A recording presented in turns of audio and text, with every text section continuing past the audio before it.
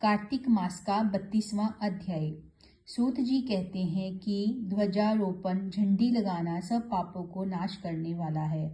चारों वर्णों में से जो कोई भी भगवान के मंदिर में झंडी लगाता है वह ब्रह्मा आदि देवताओं से पूजित होकर विष्णु लोक को प्राप्त हो जाता है। नारद जी कहते हैं कि हे राजा पृथु, हम तुम्हें एक पुरातन इतिहास सुनाते हैं। पूर्व काल में सतयुग में सुमति नाम वाला एक चंद्रवंशी राजा था। ये राजा भगवान का भक्त, अहंकार रहित, स्वप्तद्वीप का राजा था। सत्यव्रती नाम वाली उसकी रानी अत्यंत पतिव्रता थी। वह भगवान के सामने नृत्य किया करती तथा कार्तिक शुक्ला द्वादशी को भगवान के मंदिर में ध्वजा बांधा करती थी। एक दिन राजा तथा रानी को देखने के लिए विभांडक ऋषि आए। राजा ने उनका अत्यंत आदर सत्कार किया। तब राजा को ध्वजारोपण करते हुए देखकर मुनि ने कहा, राजन, भगवान को प्रसन्न करने के और भी अनेक साधन हैं, परंतु तुम्हारी इस ध्वजारोपण में इतनी श्रद्धा क्यों है? राजा कहने लगा कि हे मुने, एक अत्यंत अद्भुत आश्चर्ययुक्त इतिहास है जो मैं आपको सुनाता हूँ। मैं पूर्व जन्म में मालिनी नाम वाला कुमार्गी ब्रह्मदोषी महापापी शूद्र था, साथ ही वेश्यगामी भी था। मेरे इन कर्मों को देखकर मेरे बंधु बांधवों ने मुझको त्याग दिया। इसके बाद मैं वन में जाकर एक टूटे हुए विष्णु मंदिर में रहने लगा और वन के मृगादि जीव जंतुओं को मारकर पेट भरने लगा। इसके पश्चात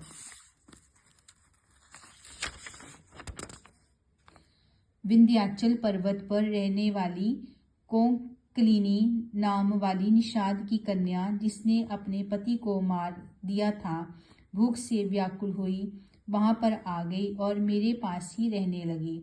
संयोगवश कार्तिक शुक्ल द्वादशी के दिन हमने एक कपड़े को बांधकर उसकी झंडी सी बनाई और दोनों मदिरा पान करके उस झंडी जैसे कपड़े को ले विह्वल होकर सारी रात खूब नाचते रहे।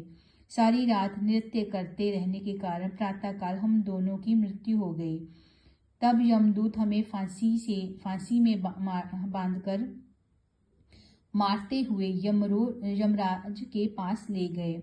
उसी समय विष्णु भगवान के दूत विमान लेकर वहां पर आ गए और यमदूतों को धमकाते हुए बोले, तुम पापियों को यमपुरी ले जा सकती हो, धर्मात्मा को नहीं।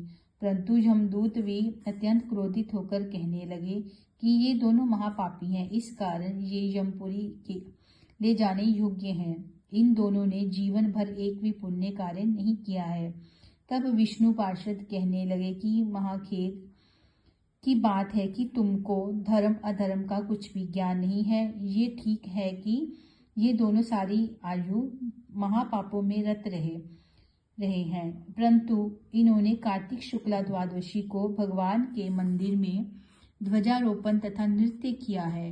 अंत अब ये पापी नहीं रहे, इनके संपूर्ण पाप क्षय हो गए हैं। इस कारण ये विष्णु लोक में जाने के अधिकारी हैं। भले ही इन्होंने अनजाने में ही ये सब कार्य किए हैं। इसके पश्चात विष्णु भगवान के दूत उन दोनों को विमान में बिठाकर विष्णु लोक को ले गए।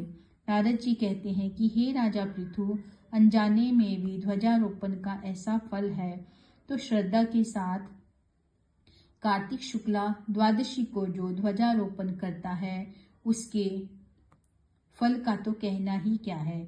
इतनी कथा सुनकर विभांडक ऋषि तपोवन को चले गए।